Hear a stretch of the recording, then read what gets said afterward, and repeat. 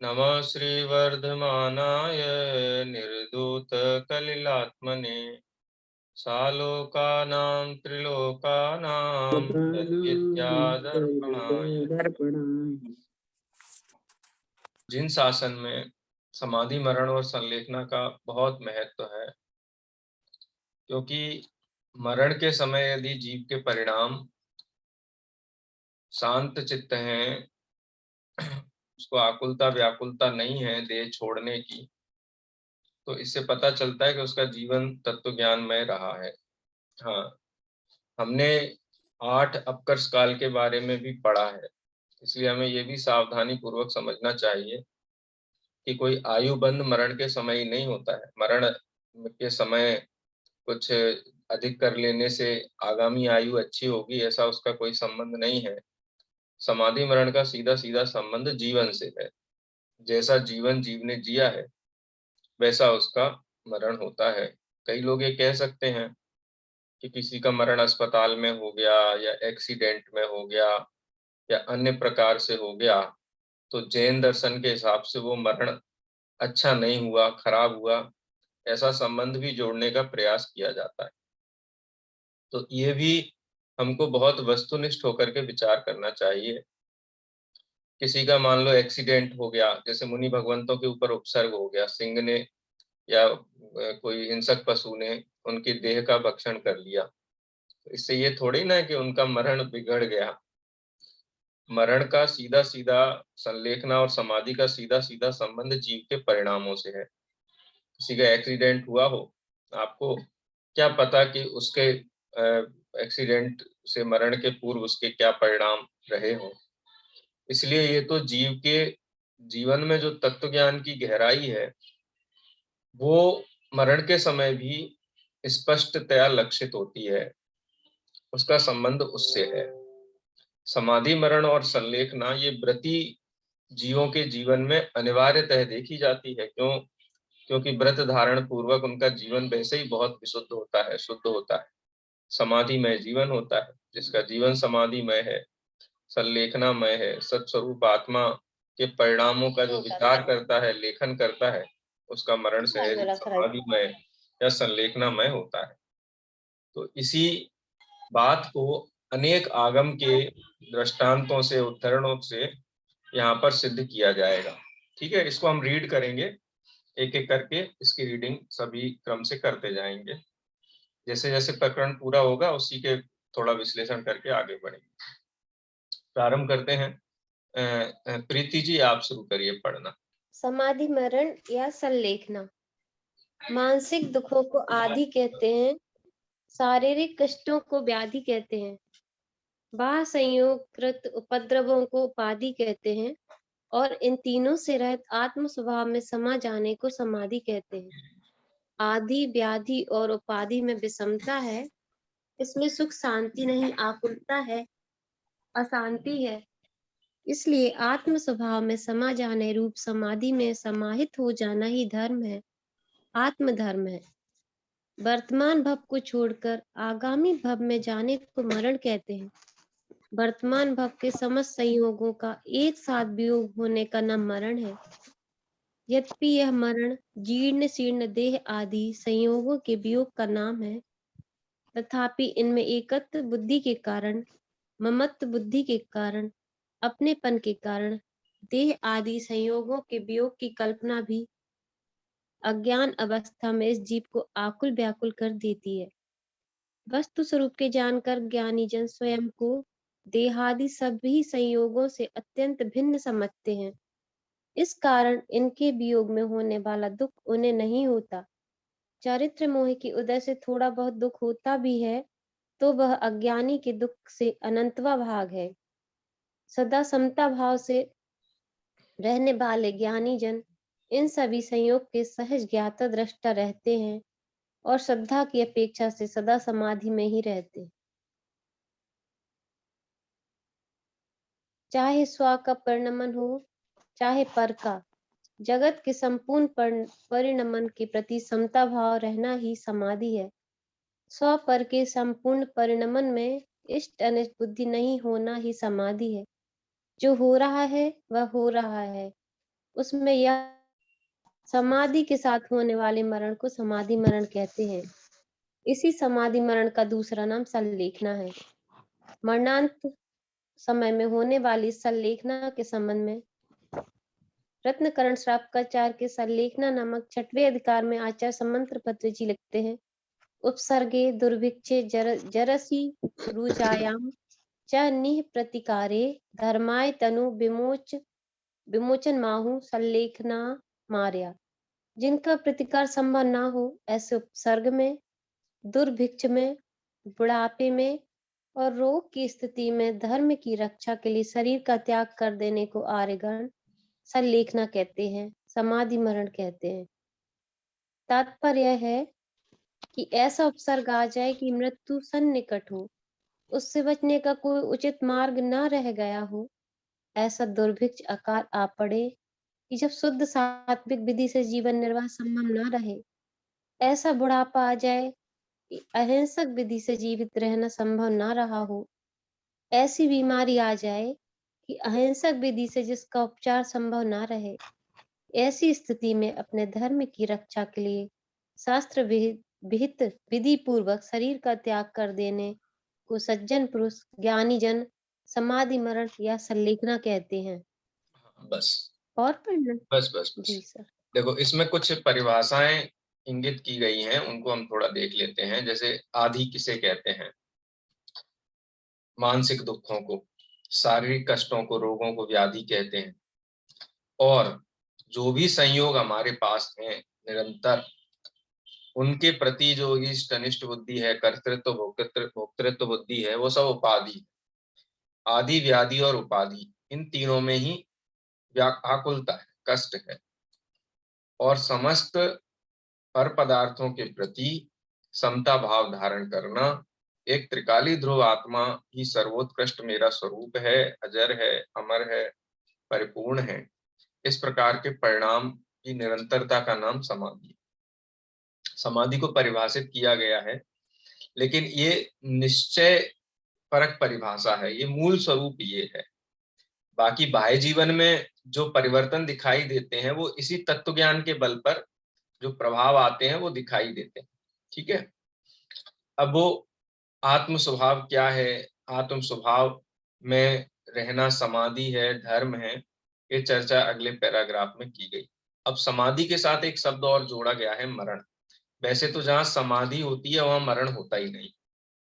समाधि का मतलब जगत ने समझ लिया, समाधि कहते हैं हमने तो समाधि ले ली है, तो समाधि ले लिए माने मरना है, ऐसा नहीं है। मरण वास्तव में जगत में किसी द्रव्य का नाम है ही, किसी वस्तु का नाम है ही। बहुत अच्छी परिभाषा यहाँ दी है, समस्त संयोगों का एक साथ छूट जाना मरण है। स्वभाव का छूट जाना नहीं, जो अपना है उसका छूट जाने का नाम नहीं, संयोगों के छूट जाने का नाम। एक एक करके तो संयोग छूटते हैं जीवन भर, लेकिन जब एक साथ छूटते हैं तो हम उसको मरण कहते हैं। अब जो अज्ञानी जीव हैं वो इन संयोगों में एकत्व बुद्धि ममत्व बुद्धि के कारण जब ये छूटते हैं तो बहुत आकुलित व्याकुलित होता है। और उसके परिजन हैं, पुरजन हैं, वो भी बहुत आकुलित व्याकुलित होते हैं। किसी व्यक्ति का पूर्णतः छूट जाना, हालांकि जिससे मरने वाला छूटा है उनका मरण नहीं है, लेकिन वो दुख उसका व्यक्ति का छूटना एक मरण और दुख इन दोनों को जोड़ता है। तो उस दुख का मूल तो वास्तव में एकत्व बुद्धि ममत्व बुद्धि ही है, कर्तृत्व भोक्तृत्व बुद्धि ही है। अब संयोगों में जो रहते हैं, संयोगों को जो अपना स्वरूप समझते हैं, तन उपजत अपनी उपज दान तन नसत आपको नासमान, उनमें मरण होता है। और जो सदा सहज भाव समता भाव पूर्वक समाधि में रहते हैं उनका मरण होता ही नहीं। जहाँ समाधि है वहां मरण नहीं है, जहाँ मरण है वहां समाधि नहीं। हाँ, लोक में उपचार से मरण कहा गया है, लेकिन मरण संबंधी आकुलता व्याकुलता वही है जहाँ समाधि नहीं। और जहाँ समाधि है वहां आकुलता व्याकुलता का कोई काम नहीं है, पूरा जीवन भर ऐसे ही आनंद पूर्वक व्यतीत होता है। समाधि के विरुद्ध भी कुछ भाव है। कोई व्यक्ति ऐसा कहे हमारा भाव सुधर जाएगा आगामी, इसलिए हम समाधि लेते हैं, तो ये समाधि नहीं है, तो आर्त ध्यान निदान रूप शल्य है, इसलिए वो समाधि नहीं हो सकती। किसी इच्छा वांछा कांक्षा अभिलाषा से लिया हुआ कोई भी नियम व्रत धर्म नहीं हो सकता। किसी संयोग की अभिलाषा से किया गया कितना भी पुण्य पवित्र कार्य हो, उसको धर्म नहीं कहा जा सकता है, क्योंकि वो तो आर्त ध्यान रूप है, और जो वर्तमान में आर्त ध्यान रूप है, बंध भी उसका उसी जाति का होगा, और वो दुख का कारण है। इसीलिए वस्तु के यथार्थ स्वरूप को समझे बिना समाधि नहीं होती है, और जहाँ समाधि नहीं होती है वहां समाधि मरण शब्द भी वो ठीक नहीं है उसका प्रयोग करना। संलेखना शब्द भी दिया है। संलेखना शब्द का अर्थ है सत लेखन। लेखन का मतलब होता है निरखना, देखना, अवलोकन करना, विचार करना। सत, सत सबसे पहला सत्व में भगवान आत्मा, उसका विचार करना, यही संलेखना। वस्तु के स्वरूप का विचार करना, और वस्तु के स्वरूप में मरण तो है नहीं, वहां तो सत है, असत तो है ही नहीं। तो सत का विचार करना ही संलेखना है, समाधि मरण है। ये शब्द अपने आप में बहुत पवित्र, बहुत सुंदर शब्द है। इसका व्यापक स्वरूप आचार्य समंतभद्र देव ने रत्नकंठ श्रावकाचार में दिया है, और ये बहुत व्यापक है, उदार है, इसमें संकीर्णता नहीं है। ये लौकिक दृष्टि से भी उचित है, पारलौकिक दृष्टि से तो उचित है ही। जैन दर्शन का कोई भी सिद्धांत, कोई भी व्रत, तप, नियम लोक विरुद्ध होता ही नहीं, लोक के अनुकूल है। जब ये निश्चित हो गया है कि मरण को टाला नहीं जा सकता, तो फिर रो करके क्या हम हासिल कर ले हैं? कोई कहे कि अब क्या होगा, अब क्या होगा। अरे अब ये निश्चित हो गया है ना कि देह छूटना ही है, तो क्या करना चाहिए? देह के प्रति, देह छूटने के पहले देह से ममत्व छोड़ देना चाहिए। इसी का नाम संलेखना है। उपसर्ग हो, उपसर्ग हो, दुर्भिक्ष हो, जरसी माने वृद्धावस्था हो, रुजा, रुजा माने रोग हो, लेकिन कैसे हो? निप्रतिकारे, जिनका प्रतिकार किया जाना संभव, दूर किया जाना संभव ही नहीं। आत्महत्या करने का नाम संलेखना नहीं है। जब प्रतिकार संभव नहीं हो, जब पेट में अन्न पचना बंद हो जाए, कंठ के नीचे पानी उतरना बंद हो जाए, तो क्या करें? डॉक्टर कह दे कि अब कुछ नहीं है, हो ही नहीं सकता है, इसका उपचार ही संभव नहीं है, हैं? तब क्या करना चाहिए? वैसे तो जीवन भर जिनके जीवन में धर्म में परिणाम है, स्वरूप के विचार संबंधी परिणाम है, वो स्वयं ही कह देंगे कि भाई अब हमको कोई भी चर्चा हमसे ऐसी मत करो कि जो लौकिक हो, आकुलता बढ़ाने वाली हो, अब तो धर्म की चर्चा करो। ज्ञानी जन है तो सहज ही उस दिशा में स्वयं ही चल देते हैं। तो उसी का ये स्वरूप यहाँ बताया गया है। धर्माय तनु विमोचनम आहु, कि शरीर हमको छोड़े उससे पहले शरीर को छोड़ देना, उसकी स्थितियां ये दी हुई हैं। जब तक शरीर भोजन पचाने में समर्थ है, तब तक आहार का ग्रहण करने का विधान है। अहिंसक रीति से विधि पूर्वक व्रतों की मर्यादा के अंदर, मर्यादा तोड़ने का नाम, मर्यादा तोड़ करके जीवन रक्षा का उपदेश जैन दर्शन में नहीं दिया गया है। ठीक है, तो इसलिए समाधि बहुत व्यापक स्वरूप यहाँ पर दिया गया है। संक्षेप में अर्थ बताया है, उसी को विस्तार से यहाँ पर मतलब क्लॉजेस डाल डाल करके शुद्ध सात्विक विधि से जीवन का निर्वाह संभव ना रहे, ऐसा दुर्भिक्ष हो गया हो, उपसर्ग आ गया हो, मृत्यु सन्निकट हो, बचने का कोई उचित मार्ग ना रह गया। उचित मार्ग का मतलब ये नहीं सामने वाले को मार करके अपने प्राणों की रक्षा की जाए, ऐसा नहीं। जैन दर्शन किसी की भी हिंसा का, किसी भी स्थिति में किसी भी प्रकार की हिंसा का पोषण नहीं करता है। ठीक है, तो सबका अपने विवेक के अनुसार इन पर निर्णय लेना योग्य है। हम सबको मालूम है क्या स्थिति है, किसी दूसरे को समझाने की, उपदेश देने की आवश्यकता नहीं है। हम स्वयं विचार करके उनसे बचें, है कि नहीं है? पहला तो उपसर्ग ऐसा हो गया हो कि मृत्यु अवश्यम भावी है। ठीक है, तो कम से कम ऐसी स्थिति में परिणामों को स्थिर कर लेना, आकुलित व्याकुलित न होना। दूसरी स्थिति दुर्भिक्ष की है। दुर्भिक्ष ऐसा आ गया हो कि अपना शुद्ध सात्विक विधि से जीवन ही निर्वाह संभव ना हो, उस स्थिति में भी संलेखना धारण करना है। वृद्धावस्था है, शरीर जीर्ण शीर्ण हो गया है, किसी भी विधि से उसका शेष मतलब वृद्धावस्था को टाला नहीं जा सकता है। एक स्थिति ऐसी आ जाती है, तो वहां पर भी संलेखना, समाधि मरण पूर्वक देह छोड़ना योग्य है। चौथा नंबर है रोग। रोग के संबंध में मर्यादाएं हैं। व्रती जीव के जीवन में तो इन मर्यादाओं का भंग नहीं होता है। अव्रती जीवों को भी बहुत सावधान रहने की आवश्यकता है इस स्थिति में। ठीक है, अब आप ये कह सकते हैं कि भाई कि खांसी जुकाम बुखार है, कुछ भी होता है तुरंत दवाई तुरंत दवाई, तुरंत गोली खा ली। कई लोग तो ऐसे ही खा लेते हैं, हम तो एडवांस में ही खा लेते हैं गोली भक्षा भक्ष्य का विचार किए बिना। तो ऐसा नहीं है। देखो इस संबंध में, जैसे एक सामान्य श्रावक है, उसके अंदर उस जाति की अविरति नहीं है, कोई दवाई ऐसी लेता है, एलोपैथिक मेडिसिन एंटीबायोटिक वगैरह लेते हैं, कई लोग लेते हैं और भद्र परिणामी है, अपने स्वाध्याय आदि सब में संलग्न है, और ये दवाइयाँ सामान्यतः खाते हैं। अब जीवन में कभी ऐसा आ गया कि नहीं ये अनिवार्य रूप से दवाइयाँ लेनी ही पड़ेंगी, फिर हम कहें कि नहीं नहीं अब हम नहीं लेंगे। मर्यादाओं का भंग करके जीवन की रक्षा करना योग्य नहीं है। ठीक है ना, तो इसको हमको तुलनात्मक ढंग से देखना चाहिए। एलोपैथी लेने योग्य है ही नहीं, ये तो परम सत्य है। कोई भी एलोपैथी की अधिकांश दवाइयाँ, सब तो नहीं कह सकते, अधिकांश दवाइयाँ या तो प्रत्यक्ष रूप से हिंसा से बनती हैं, या एंटीडोट्स टाइप से होती हैं, या उनके परीक्षण हिंसक हैं, सारी चीजें हैं। सर में संकल्प हिंसा का दोष लगता है क्या अपन को? जैसे अपन भी ले रहे हैं, संकल्प हिंसा ही है वो। संकल्प हिंसा ही। या जैसे कोई ऐसी बीमारी आ गई कि जिसके कीटाणु अपने शरीर में है, फिर अपन वो दवाई ले रहे हैं उनको, तो वो तो दवाई तो वो ही ले रहे हैं ना उन कीटाणुओं को मारने की, तो ये संकल्प हिंसा ही है फिर तो। हाँ संकल्प हिंसा है, लेकिन इसमें ये है अंदर से बाहर की तरफ अहिंसा आनी चाहिए। हम मिथ्यात्व, अज्ञान, इनका इलाज तो रत्ती भर भी नहीं करना चाहते, सारा का सारा बल इन पे ही लगा दें। अगर अज्ञान का इलाज करेंगे, मिथ्यात्व का इलाज करेंगे, तो ये भी अवश्य छूट जाएंगे।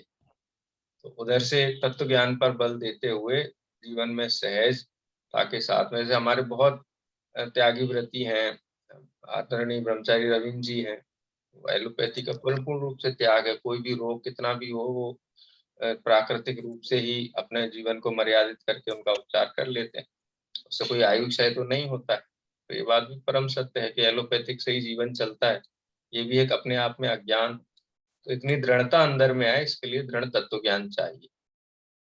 ठीक है, मर्यादा तोड़ करके जीवन की रक्षा का उपदेश जैन आगम में नहीं है। यदि कि कोई करते हैं तो उनका तत्व ज्ञान निर्मल नहीं। ठीक है, इसलिए अपने विवेक के अनुसार सर यहाँ स्वरूप बताया जा रहा है, स्वरूप के हिसाब से अपने अपने विवेक, अपने अपने जीवन में मर्यादा धारण करनी चाहिए। सर यही कि मतलब ऐसे जीवों को नहीं मारो, जैसे मच्छर काट रहा तो उसे भगा दो, देखो मारो मत। स्थूल हिंसा का तो त्याग होना ही चाहिए। जैसे मैं अपने व्यक्तिगत जीवन में मैं कहूँ तो मैं कभी भी एंटी क्या बोलते मच्छर मारने की दवाई या ये क्या लगाते घर पे, वो सब मैं कहता हूँ नहीं प्रयोग करना है। मच्छर है तो भी प्रयोग नहीं करना है, तो बोले मलेरिया हो जाएगा, डेंगू हो जाएगा। अरे एक आध बार मच्छर काटेगा ना, अगर मलेरिया हो जाएगा तो उसका एंटीडोट अपने आप सहजता से ही शरीर में बन जाता है, फिर बार बार नहीं होता है। डेंगू का भी ऐसा ही है, एंटीडोट बन जाएगा शरीर में खुद ही। रोग प्रतिरोधक क्षमता, ये रोग पता है किसको ज्यादा होते हैं? जो इनका उपाय बहुत करते हैं, उनको बहुत रोग होते हैं। थोड़ा हमको शरीर विज्ञान और चिकित्सा विज्ञान को भी समझना चाहिए।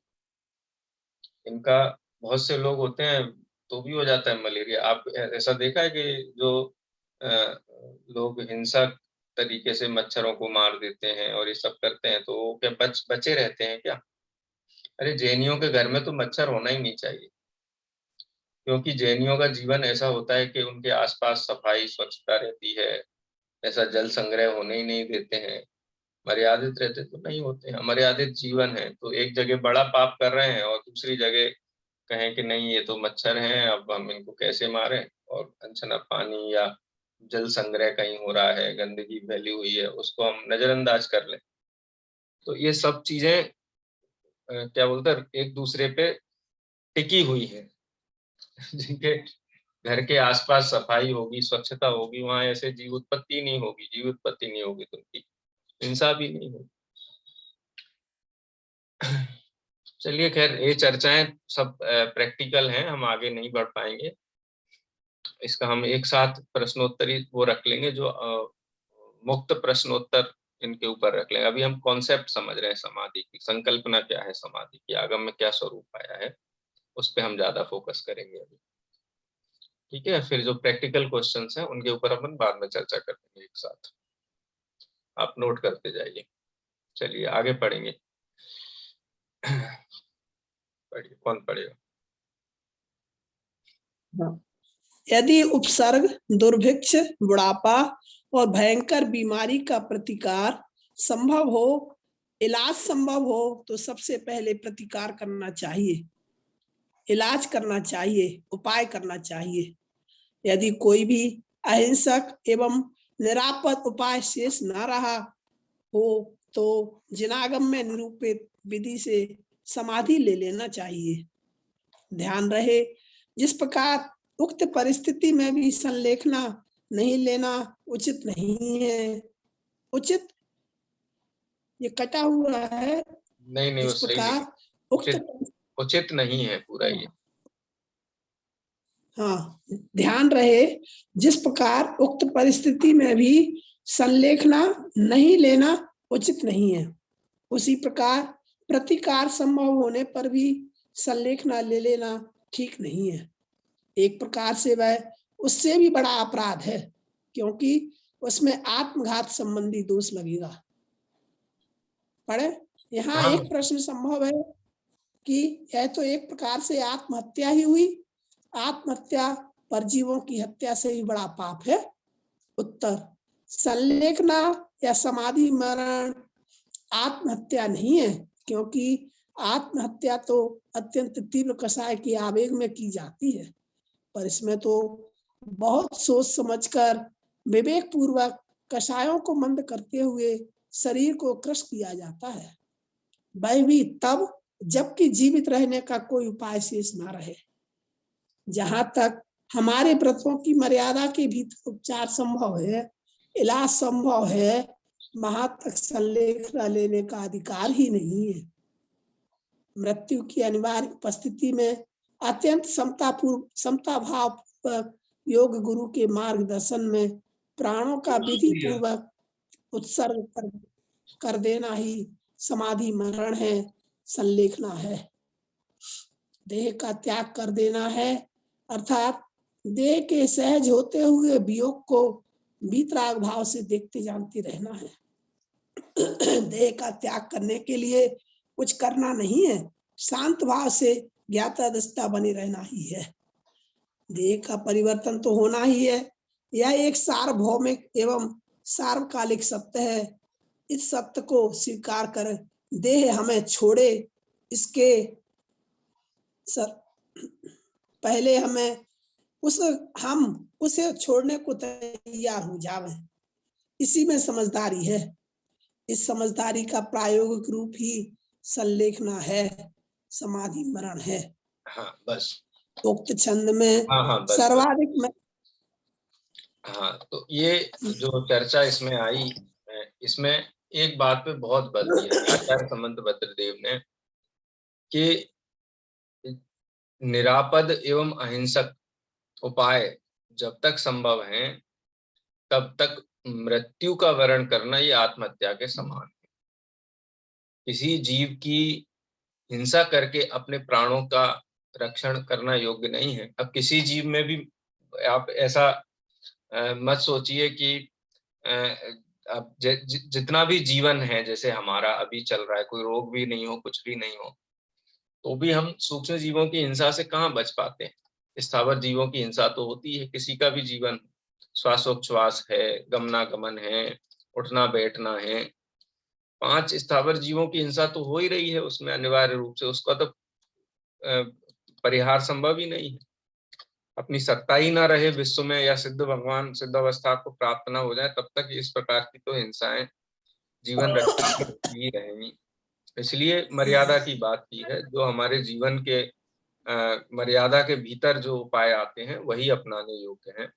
पंचेंद्रिय जीव की हिंसा करके, प्रत्यक्ष 2 इंद्रिय, 3 इंद्रिय, 4 इंद्रिय जीवों की प्रत्यक्ष हिंसा हो रही हो, तो उस स्थिति में उनकी हिंसा करके जीवन रक्षा करना योग्य नहीं। ठीक है। जी। ये यहाँ तक हमने पढ़ा।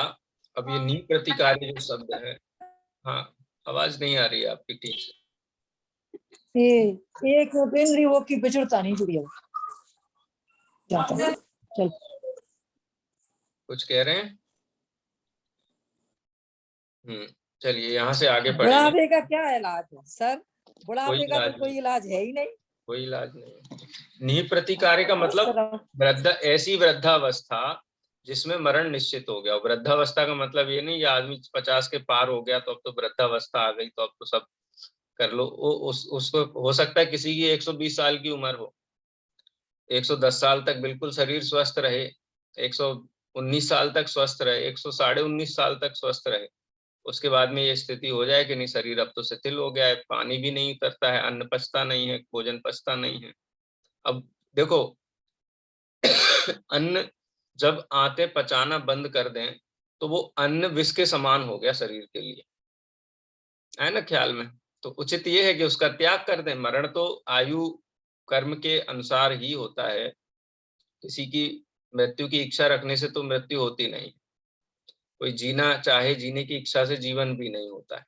लेकिन हम अपने देह की स्थिति का जो एक कहते हैं ना अनुमान लगाना चिकित्सक के माध्यम से या अन्य स्थितियों के माध्यम से, उससे ये निश्चित किया जाता है कि हाँ बस अब समय हो गया है और अब शरीर भी प्रतिकार करने में संभव नहीं है, कोई उपाय भी अहिंसक प्रतिकार करने में संभव नहीं, तो रोध होके क्या फायदा है, ऐसी बात है। इसलिए निप्रतिकार्य शब्द पर यहाँ बहुत बल दिया गया। आगे पढ़ेंगे। हाँ पढ़िए, प्रीति जी पढ़ना चाहती है। जी सर। उक्त छंद में सर्वाधिक महत्वपूर्ण पद प्रतिकारी, यह विशेषण इसके पहले आए चारों पदों में लगाना अनिवार्य है। तात्पर्य यह है कि जिस उपसर्ग को किसी भी स्थिति में दूर करना संभव न हो, जिस अकाल दुर्भिक्ष में अहिंसक विधि से जीवन यापन संभव ही न रहा हो, ऐसा बुढ़ापा कि जिसमें सभी इंद्रियां पूर्णतः शिथिल हो गई हो, जीना एकदम पराधीन हो गया हो, ऐसा प्राण घातक रोग कि जिसका कोई इलाज ही ना हो, ऐसी स्थिति में ही संलेखना धारण की जा सकती है। जिस उपसर्ग दुर्भिक्ष, बुढ़ापा और रोग में जीवन को कोई खतरा ना हो, जीवन यापन असंभव ना हो, तो संलेखना लेना उचित नहीं है। उक्त स्थितियों का अर्थात उपसर्ग आदि का उचित प्रतिकार करना चाहिए। समता भावपूर्वक मरना नहीं, जीना ही उचित है, क्योंकि मरकर जहां भी जाओगे वहां आरंभ में तो असमी जीवन ही यापन करना होगा। अतः संयम की साधक वर्तमान मनुष्य पर्याय को छोड़ना उचित नहीं है। उक्त संदर्भ में पंडित सदा सुखदास जी लिखते हैं, यदि धर्म सेवन की सहकारी इस देह को आहार त्याग कर के छोड़ देना, तो क्या देव नार की त्रियंचों की संयम रहे देह से व्रत तब संयम साधेगा। रत्नात्रय की साधक तो यह मनुष्य देह ही है। जो धर्म की साधक मनुष्य देह को आहार आदि त्याग कर छोड़ देता है, उसका क्या कार्य सिद्ध होगा। इस देह को त्यागने से हमारा क्या सकेगा। व्रत धर्म रह और दूसरा नया शरीर धारण कर लेगा। पंडित सदा सुखदास जी ने के उक्त कथन में समुचित परिस्थिति आने के पूर्व आहार आदि के त्याग का जोर देकर निषेध किया गया है। सागार धर्मामृत में पंडित आशाधर जी लिखते हैं, ना धर्म साधन मिति स्थानु नास्यम बपुर बुधई ना चाके नापी तो रक्ष मिति सोचम विनस्वरम। तत्वज्ञानी पुरुषों को धर्म का साधन होने से शरीर को नष्ट नहीं करना चाहिए, और यदि वह शरीर स्वयं नष्ट होता हो तो शोक नहीं करना चाहिए, क्योंकि मरते हुए को कोई नहीं बचा सकता। आशाधर जी के उक्त कथन में शरीर को नष्ट करने का स्पष्ट आदेश दिया गया है। साथ ही यह भी कहा है कि यदि शरीर का नाश हो ही रहा हो तो खुद नहीं करना चाहिए। अकेले शरीर को क्रश करना ही संलेखना नहीं है, अपितु शरीर के साथ साथ कषायों को क्रश करना भी आवश्यक है। सम्यक काय कषाय लेखना संलेखना आचार्य पूज्यपाद के इस कथन के अनुसार शरीर और कषायों को भली भांति क्रश करना ही संलेखना है। सागार धर्मामृत में पंडित आशाधर जी लिखते हैं, उपवासादि विधवा कायम कषायम च श्रुतावृतै संलिख्य गण मध्य स्यात् समाधि मरणोद्यमी। समाधि मरण के लिए प्रयत्नशील साधक उपवास आदि के द्वारा शरीर को और शुद्ध ज्ञान रूपी अमृत के द्वारा कषाय को सम्यक रूप से क्रश करके चतुर्विद संग में उपस्थित होवें, अर्थात जहाँ चतुर्विद संग हो वहां चला जाए। उक्त छंद में शरीर को क्रश करने का उपाय उपवास आदि को और कषायों को क्रश करने का उपाय सुत अभ्यास स्वाध्याय को बताया है। साथ में चतुर्विद मुनि आर्या श्रावक श्राव्या संघ के सत समागम में रहने को कहा गया है। इससे यह स्पष्ट है कि यह सब कथन घर में रहने वाली वृत्ति को श्रावकों का ही है। जन्म मृत्यु जरा तंगा कायस एव न जातु में न चाकोपी भवत एस ममत्तें संग अस्तु निर्ममा। जन्म मृत्यु बुढ़ापा और रोग शरीर में ही होते हैं, मुझ आत्मा में नहीं, अतः मुझे इस शरीर में निर्मम होना चाहिए। पिंडो जत्यापि नामनापि समुयुक्त्यापि योजिता पिंडो अस्ति स्वार्थ नास्थोर यथा तम आप्यते दादा। पिंड शरीर को भी कहते हैं और भोजन को भी। इस प्रकार शरीर और भोजन में जाति और नाम दोनों में से समानता है। फिर भी आश्चर्य है कि अब तक शरीर को लाभ पहुंचाने वाला भोजन अब शरीर को हानि पहुंचाता है, इसीलिए भोजन का त्याग ही उचित है। उक्त कथन से अत्यंत स्पष्ट है कि जब भोजन शरीर को पोषण न देकर शरीर का शोषण करने लगे, शरीर को नुकसान पहुंचाने लगे, तब उसका त्याग करना चाहिए। ध्यान रहे, यहाँ यह कहा जा रहा है कि जब भोजन शरीर को नुकसान पहुंचाने लगे उसका त्याग तब करना चाहिए। महाशास्त्र तत्वसूत्र में भी आचार्य उमा स्वामी ने अणुव्रतधारी श्रावकों को मुख्य रूप से व अन्य मुमुक्षु भाई बहनों को गौण रूप से उपदेश दिया है कि मरणांत की संलेखना जुस्ता मरण काल उपस्थित होने पर संलेखना समाधि मरण व्रत का श्रावकों को प्रीति पूरा सेवन करना चाहिए। उपसर्ग आदि के होने पर तो संलेखना होती ही है, सहज मृत्यु काल उपस्थित होने पर जीवन के अंत में भी संलेखना धारण करना आवश्यक है।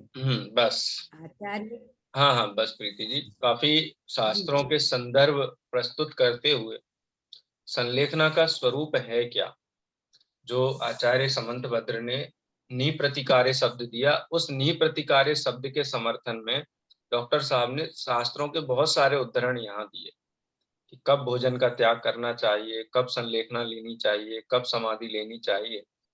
इसका अपन विस्तृत विश्लेषण कल और देखेंगे। जो अभी पढ़ा है उसका अभी समय हो गया है, जिनवाणी स्तुति करके अभी विराम।